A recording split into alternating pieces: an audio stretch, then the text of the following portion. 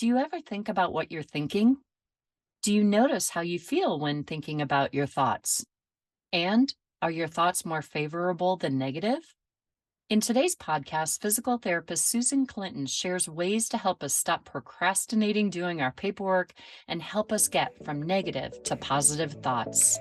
Hello, friends. This is Lynn Schulte, and you are listening to the Birth Healing Summit podcast. We are here for meaningful conversations that will transform the way you work with pregnant and postpartum clients.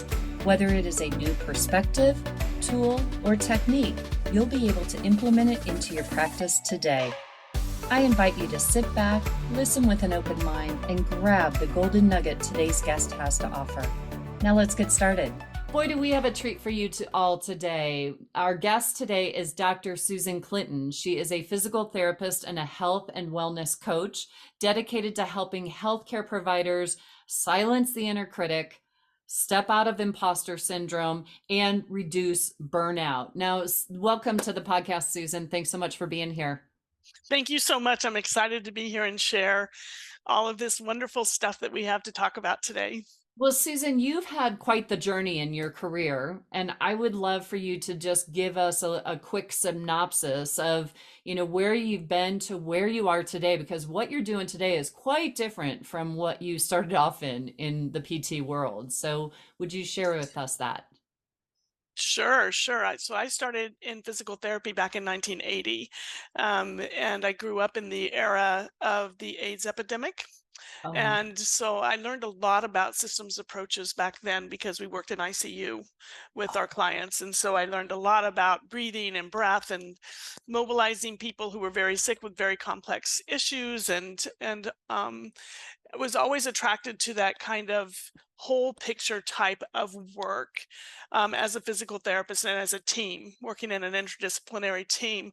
I changed from that to acute care and then finally into rehab medicine, which is where on the rehab unit we had everything, all brain and spinal cord injury wow. clients, and spent many years there. Again, working as a team, working with the whole person.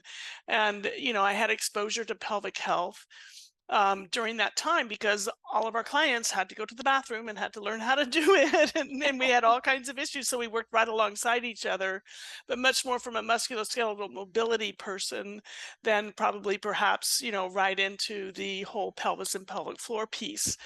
Yeah. I went to academia and really started a pelvic health journey with Dr. Lewis Wall, who is the author of the original urogynecology book, Okay. and learned everything I could from him. And we didn't have a lot of courses back then, so I leaned on a lot of colleagues who were doing some of the work and grew up into the pelvic health world from there. And then, of course, that includes people who are pregnant and birth healing, just Yeah. like what Yeah. you deal with in the summit all the time.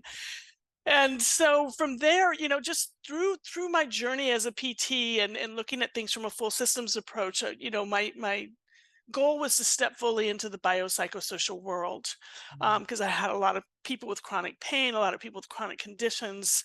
And so that led me over into health and wellness coaching because I realized quite at an early time in biopsychosocial that it's about everything, but it's also about communication. It's also about being able to sit and hold space for your clients. It's also about getting them to take charge and to take the burden of me fixing people off of my shoulders and to really assist them to learn the best way for themselves, not the way that I think they should go.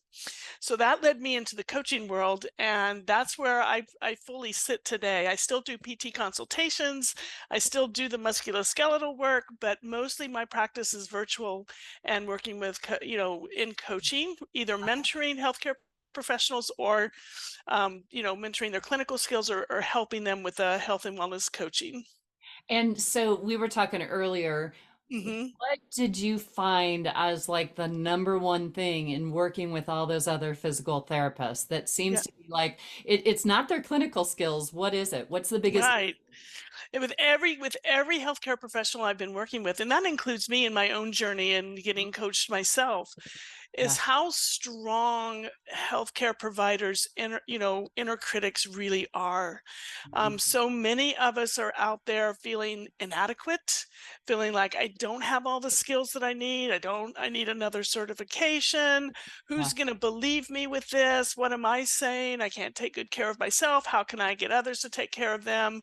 Why would they believe me? So the inner critic imposter syndrome piece is really strong. And it's I think one of the biggest things that leads to lack of self-empathy, and Mm. that leads to compassion fatigue and burnout because we give Ah, everything away. We give it all yes. away. We don't ever feed ourselves back. And the noise that we hear coming back at us is, I'm not good enough. There's something wrong with them. And this situation is really not adequate or right. So we're judging ourselves, others, and the situation most of the time. Well, And that really gets in the way. that just sounds miserable.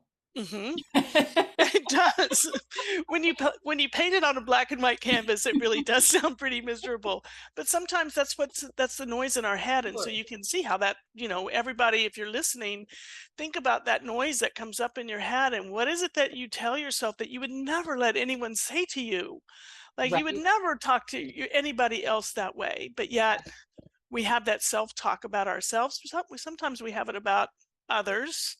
Yeah. We're in judgment of others, and then we're really in judgment of the situation. Yeah. And that really takes us away from empathy and compassion. For ourselves or really anybody. Hmm. Right. Yeah. And ourselves first. True. Hmm. Um, I I think one of the biggest revelations that I had, I was reading The Power of Now, and it was the thought of, do you ever think about what you think about? Hmm. And that was just like mind blowing, opening up like, that's what those thoughts in the heads are. They're my thoughts. Hmm.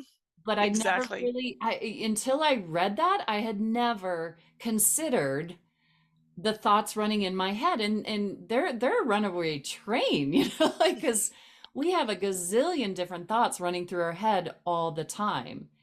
And so what do we do with that, Susan? I mean, how do we turn off that judge, that inner critic? How do we watch those thoughts? So I love that. I love the power of now. Do you ever think about what you're thinking about? That whole sentence right there takes that black and white canvas and brings it into perspective, because we Yes. never really examine how we feel about the thoughts we're having. Ooh, say And that again. Say that yeah, we again. never really have the ability, or we never take the time to feel what we feel about the thoughts we're having. That whole, like, how does that thought make me feel? Do I Wow. like that thought? Do I not like that thought? Is that a negative thought? Is that a harsh thought? Is that a full of sadness, full of regret, full of, a lot of those very negative pieces? Or is it a positive thought? Is it something that brings me happiness and joy and, the other parts of our brain that we really want to exercise a little bit more so that we can start to silence those negative thoughts again? I love that you brought up books, because I'd like to share that, when you ask, how can we do this? There's very little out there about how to do it in the moment. I Mm. think everybody is very familiar with meditation. I love my meditation practice. It's fantastic. It brings me, peace for certain, and it does help in the long run, but it doesn't give me anything to do right in the moment.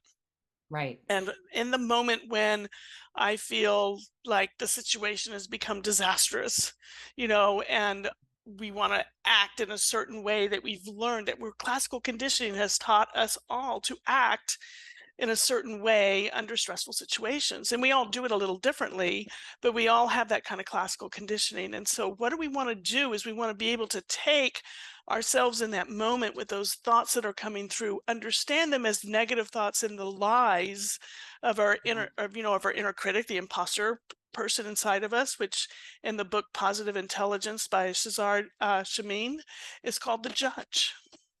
And Okay. the judge sits in judgment of us, ourselves, others, and the situation. And it's negative, it's harsh. And we need to be alerted to danger in the environment and in our personal relationships and in wherever we are, but we don't need to keep our hand on the hot stove. And what ends up happening, because we have all these negative thoughts all the time, is we just keep our hand, it just keeps our hand pressed onto the hot stove. So you can imagine, if we're going to paint on this black and white canvas, that's a pretty big picture right there, is a hand on the hot stove. We'd never leave a hand there. So why Right. are we doing that to ourselves all the time? So that what you're talking about there has a lot of implications in thinking about what is it that we do. First thing we want to do is recognize the negativity of those thoughts, Well, I was just understand them for what they are. I was just thinking, Susan, like, what is the percentage of the negative to the positive? How much or how long are we keeping that hand on the hot stove? And the research that Shazad has done in leading up to this whole work with positive intelligence has found that most people is in a negative ratio. The Oh, thoughts are way absolutely. stronger. The negative thoughts are way stronger than the positive thoughts, even in very successful people, because Oh, success doesn't always bring happiness, right? sure. We can use anger and frustration and hard work to get us successful, but that doesn't bring us happiness. True. And that's the piece that's missing. And so we can be excellent healthcare providers and work really hard and give it all away to our clients.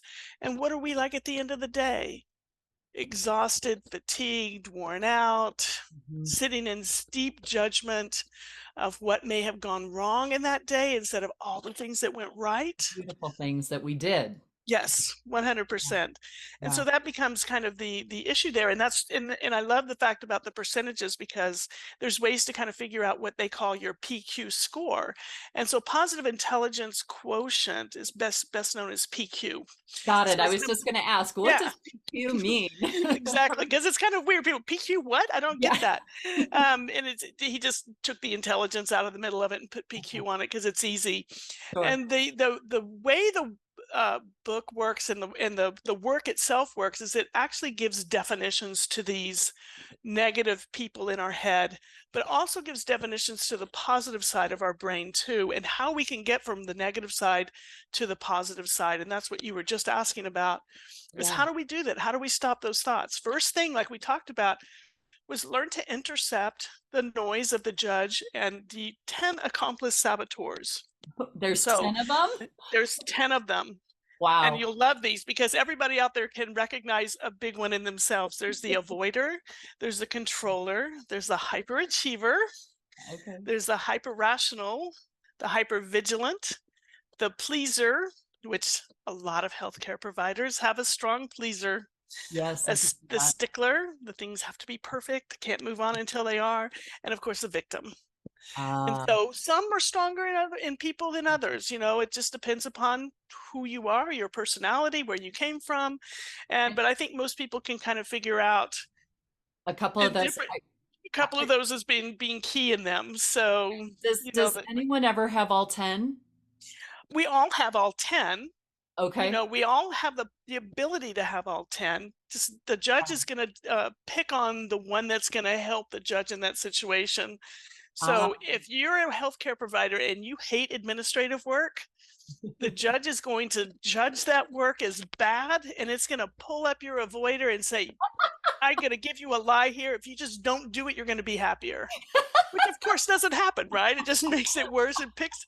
So that's kind oh of yeah, how wait, that works. wait, Susan, wait, we have to because I can just see that for paperwork for PT. I Yes, mean, yes. did you like doing paperwork? No, of course Nobody not. does. Nobody And what does. do? Put it off to the end of the day when we're the most exhausted, we're worn out, we've given ourselves away completely. And then here we are, like trying to sit down and do this administrative work, and our judge is in full power at that moment, Oh, telling us, wouldn't you rather be doing something else? Don't do this. You don't need to do it. Do it tomorrow. It'll be fine tomorrow. And so then we like listen to it. And then tomorrow's worse because now we have all of that paperwork to do plus the next one. right, So right. so instead Okay, of figuring out a way to make it easier, we figure out a way to make it harder. And that's being able to recognize when I have that thought about how awful this is, that's the lie of my judge and whatever saboteur has been triggered here, okay. and telling me that I'm going to be better off if I don't do it, which I've got to figure out a way to get that to silence down so I can figure out how to do this paperwork or this unpleasant activity and, be able to move through it with less aggravation and all those negative thoughts and feelings. Okay, Susan, I think these are so important. Would you mind reading those 10 off again? Because I Yeah, think I'd be they're happy so to. important for us to really get an understanding Mhm. because we need to become aware of these what the judge is doing, why we're doing what we're doing, to be able to just first shift it, right? So awareness is the first step. Awareness is Help us. always the first step. So the avoider is Okay. going to give you the lie that this whatever it is that you need to do is it's not necessary, You know it's what? unpleasant, and so don't even bother doing it. So my avoider, whenever I'm doing something that I really don't want to do, my avoider says, "Go get chocolate." Exactly. And that probably triggers a couple of other ones for you too. Right, right.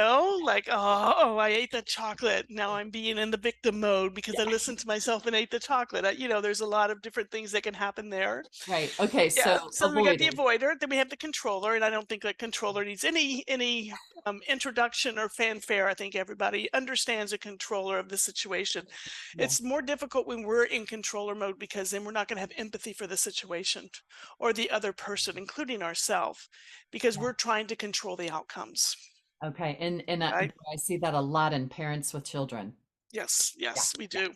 Yeah. Hyperachiever, that's somebody who says, I'm not going to be good enough until I go get that next piece of degree or that next certification, or I have that ability, or I've learned that skill set. The hyper Okay. rational is, So wait. yeah, I just yeah, as we're going through all of these, I just want everybody listening in to go, okay, yeah, I relate to that one. Okay, I relate to that one. yeah. Okay, thank you. Yeah, So there's a little piece of all of these things, right? yes. The Yeah. hyper rational is the one who actually kind of turns off their emotions. Oh, They're not going to have an emotional response when one is actually needed. So instead of praising somebody's effort, your effort was expected. uh, That's kind of and that really interferes with relationships a lot. Work relationships, personal relationships, things like that. It's a tricky one. The hyper vigilant, we'll see this a lot in our clients waiting for the other shoe to fall. yes. Yeah. No, an expected outcome that may or may not be true, but Mhm. because it happened in the past, we've developed a sensitivity to it, and now it comes really quick and really fast, and we go right to the negative outcome before we Yes. even let the process develop. Our mind is so creative in It going is. there in It those is, isn't it? situations. And I like one book I read talked about grooves. These Mhm, grooves that we have that the mind always goes from A to B whenever that happens or and something. that's a pathway that's been developed from Yes. our brainstem to our limbic system. And this is Ah, in that sympathetic protective brain area, and it develops these loops, and it's protective. It's not meant to be harsh or mean or bad, or it's trying to protect us. That's what it was intended to do. But yeah. it becomes overprotective and it becomes predictable over Okay. time because of those grooves, because that's the Right. pathway that's developed. It's the strongest one. And so when the stimulus comes in, the system, the situation or whatever it may be happens, it takes you right to that because that's where it's wired to go. Yeah. So And that's why recognizing this is so important because we can't stop it until yeah. we recognize it. Well, and what I noticed when I had a negative habit that I was trying to break, I noticed that at first, my first step, I would automatically do it, and I didn't notice it until after I had already done it. Hmm. And then I got to a point where I recognized like, oh, I'm going to go do this activity, and but I still did it. And then I finally got to the point where it's like I recognized it, and then I was able to stop it and do something different.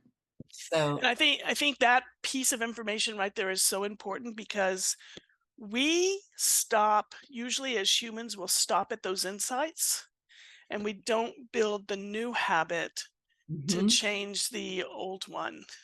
yeah, It takes some effort, not hard, not work, not like the yeah, judge, but yeah.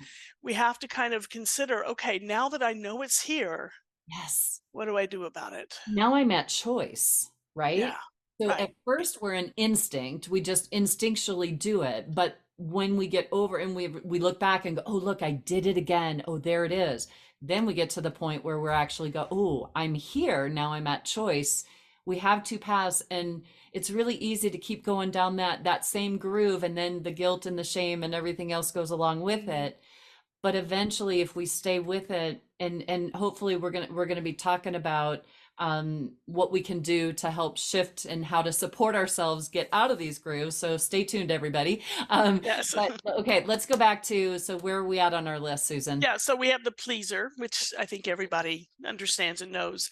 The Yeah. lie of the pleaser is you're not going to be loved until you give away all this stuff. Till you that's how you earn love, is by doing for others and giving everything away, Uh, which is a real lack of self-empathy there. And that's then the restless, the jumping to wrestling. one shiny thing to the next, you know? Oh, that looks good. That looks fun. I want to do that over there. And that really plays well with the avoider. 'Cause it's Oh, like, you don't want to do this. You want to do this nice shiny thing over there. Let's trigger the restless and let's go over and explore that. And it's like, well, what about that? And then this never gets finished. oh my God, what So a party they're all having. and then the stickler is the one that will not let us move forward. Worse than the controller, the stickler is the perfectionist. Ah, okay. Until it's perfect, I can't let it go. Wow. Until it's perfect, I can't say it. Until it's perfect, I can't do it. So that's the stickler, and that can be really hard because that really prevents any kind of forward progress.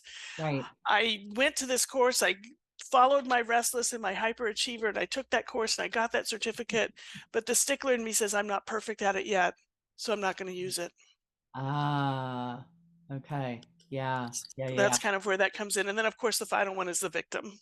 The Which victim. is, Mm, I deserve all the things that are happening to me because I'm a bad person. I'm not good enough. I'm not strong enough. I'm not any of these, or these bad things have happened to me. And now I don't deserve mm, to have anything good. And in fact, all these bad things are going to happen, which runs really, really quite hand in hand with that hypervigilant. Ooh, yeah, something bad's going to happen if you do it. Up, see it happened. Now look, you're right. really a bad thing. And then the judge just like jumps right on top of that. Right. So Okay. that's, So yeah, now is the judge picking, so all those 10 things are the saboteurs, correct? right. And the judge, is the judge the one that kind of brings the saboteur into play? Exactly, exactly. The judge uses they call them accomplice saboteurs in positive Accomplices. intelligence because the judge will pick the saboteurs to make strong in that situation. And that's a learned behavior, Right. you So know? I Mhm. think that being a learned behavior, I think what we really need to remember is that the judge is doing what the judge does to keep us safe, Yes, right? So right. so if we cannot judge the judge and bring compassion to the judge, knowing that the judge is doing it to try to help us. Exactly. 100%. And that part of our brain does not have any discernment power. This is the big thing that people need to understand. When we're over in this side of our brain where this data driven, constant rattling of these noises and regret and harsh and negative emotions are going on, it doesn't have discernment. It only has judgment. Discernment is the ability to go, is this a good thing or a bad thing? Mm, Where's the gift in this? Perhaps this is happening because of this. It doesn't do that. So that's the biggest thing that, this is why you don't want to stay in this region. You want to have the ability to shift out of there. And we talked about how do you do that? The first thing is understand it. Have mhm. the insight. The second thing is we need to build new habits to get us out of there. And the best thing to do when you understand what that is call it out, And what do you mean by intercept it. calling it out, Susan? There's the lies of my judge again. Ah, Oh, there goes my avoider saboteur telling me that I'm not going to get this done and it's a big mess and blah blah blah. so you're identifying it, right? Exactly. You're calling And them out by, yeah, that's the saying it. beauty of this program is it gives people real definitions to what's going Mhm. on in their head. So they're not trying to figure out all of this and is that good or bad, all this. Right. They know what it is. It's negative, it doesn't feel good. If Yeah. it doesn't feel good, it's got to be a judge and which saboteur is it? Doesn't matter. I'm calling you out. I'm No, we're not going to play that game today. We're not Okay. going to do it. And then you have to do something that will shift you from that. So, one of the best things to do is something that involves sensory attention. Okay. And that could be listening, seeing, smelling, tasting, feeling. So, I think the best way to kind of end this today is Uh-huh. to do the one that's really, really, really so easy for healthcare practitioners in this world of birth healing Okay. is breath. Okay. Because we talk about it all the time. We have such access to it, and it's Yeah. generally the first thing people pick on the list when they want to make this shift. Call out the judge and saboteurs, recognize that negative voice for what it is, and Mhm. immediately take yourself into a deep sensory experience of just what your breath feels like, what it smells like coming in and out. What is the temperature of the air as it enters and exits the nostrils? Don't have to make judgment on it if it's a good breath or a bad breath. We're not judging. Just really having a sensory experience Noticing. around our breath. No. Notice it 100%, every piece of it that you can, and Okay. see if you can do it for about a minute or two. Okay. Just see how that works. Your mind is going to wander. When it does, just come back to your breath Yeah. and remember that we're focusing on our breath, and it's going to say, oh, but what about such and such? Okay, we're calling that out. Come back to breath and Yeah. allow that to happen. Being able to do something within the moment follows the thoughts like polyvagal theory. We're Sure. definitely taking the system and we're applying the brakes Mhm. slightly to Yeah. the system throughout the day. So the system is overcharged and overworking all the time. All we're doing with this is we're calling it out, recognizing it, Mhm. and then, like you said, we have to do something about it. Yeah. Put the brakes on. Okay. And the best way to do the braking system is through a full sensory type of experience with one of our five senses. All right. And Um, just all attention for at least 1 to 2 minutes awesome. throughout the day. Okay. And that'll begin to change it. Awesome. So Susan, I'm thinking practical here for the Mhm. clinician, the Mhm. the therapist in the clinic. Mhm. They are procrastinating those notes. Mhm. And all we need to do is just recognize the procrastination and focus in on our breath. Exactly. And one of the best ways to avoid the procrastination at the end of the day, the avoider, is to maybe use that breath as a boundary after each patient. Patient. Okay. So it doesn't have to be more than a minute. Just shut the door, close the chart. Even if all you have is 30 seconds, do 30 seconds of some nice, real attention to your breath, So and then go to the next thing. I can hear the therapist going, but I don't even have a minute to Yep. take for Then myself. And 10 seconds. right. So give what you can. But my girlfriend and I, when our kiddos were really young, the toddler age, and you're Hmm. so busy and you go in different directions, the last thing you think you have time for is that deep breath to just take that breathing, to take that Hmm. time to breathe and slow down and stop. And I tell you, when you do it, it actually is almost like time expands Hmm. when you do that. And it's Hmm. so counterintuitive because you think we need to go, go, go, go, go.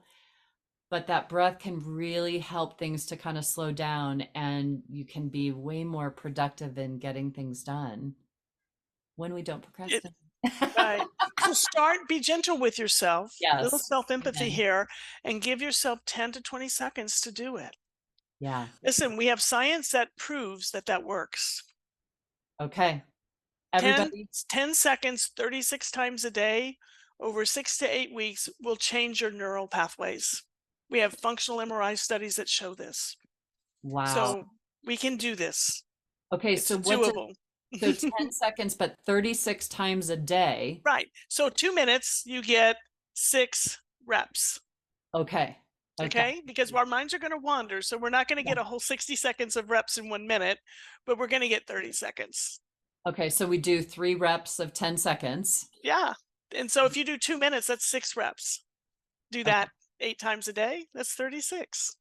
All right. Well, when we break it down into smaller steps, and isn't that what we do for our clients?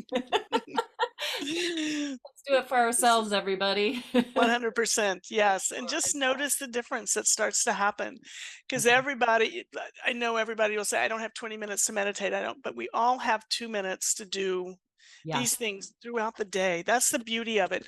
Polyvagal, put the brakes on the system that helps the ventral vagal system come up and be more in presence where we can access endorphins and, All good all of stuff. that, all of those good positive Yeah. hormones, Awesome. serotonin, so we can think better and do our notes. Okay. Oh, there we go. We do definitely need to think better. And when we're in judging and procrastination, our brain is not giving 100% to the Yeah, job. and we don't have access to serotonin at that moment. Okay, good to know, So, everybody. Keep mhm. this in mind, please. All right. So, Susan is joining us on the Birth Healing Summit this year, and we're actually going to take this concept and this topic and we're going to dive deeper into it. So, Susan, let's just give us a little tidbit of what we're going to be covering in the summit interview, then, too, if you don't mind. Yeah, absolutely. We're going to go into the three powers of positive intelligence. We talked a little bit about it today, the first two, which is recognize and intercept, and the beginning of boosting the command muscle to move us over to SAGE. We're going to go much deeper into how to really boost that command muscle in many different ways. We call those PQ reps, like we talked about today, those Uh-huh. 10-second sensory attention pieces. We'll talk a little bit about what part of the brain does that positive sage live in and why that's so important. And then we'll explore the powers of sage, which can be Awesome. quite different from the powers of the judge and the saboteurs. Whoa. Okay, everybody, please join us in on the summit so you can learn more about these powers of the sage. Sounds amazing and juicy. I can't wait, Susan. So thank you so much for helping us to become aware of the judge and all of the oh, what's the word I'm looking for? The Accomplice saboteurs. accomplice, that's the accomplice word I couldn't come up with. So the accomplice saboteurs and all the 10 that we all have within us. So I'm hoping that you guys all became aware of what are the main ones driving in your life and join us in the summit so you can learn how to get into that sage power instead. All right. Thank you, Susan, so much. I appreciate it. And everybody, we will see you all on the next episode. Take care. Bye-bye. Today's podcast was brought to you by the Institute for Birth Healing. To discover more, visit instituteforbirthhealing.com. To claim $50 off of any online course, use coupon code podcast50 at checkout. Till next time, I'm Lynn Schulte, founder of the Institute for Birth Healing.